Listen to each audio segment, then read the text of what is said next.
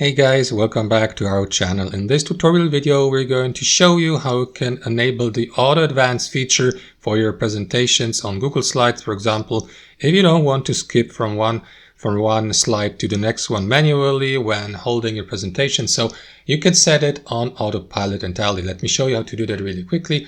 So let's say you have a presentation like this. What you want to do is click on slideshow here at the top, or use the shortcut Control F5 on your keyboard to enter the slideshow. So what you want to do in the next step is hover your mouse over the bottom left corner, and here you will see the options menu. Click on it, and after that you will be given access to that drop-down menu. So from that drop-down menu, simply hover your mouse over autoplay, and here to the right simply select the frequency of the advanced skipping. For example, you may select a frequency like every second, every 2 seconds, 5, 10, every minute, and so on and so forth, or put it on auto loop. It's totally up to you guys. So whichever of these options you choose, it will be set on autopilot, on auto advance, so that that your presentation slides will advance automatically without you doing anything manually here. And that's basically it, guys. I hope you enjoyed this video, got some value from it, and we'll see you next time on our channel.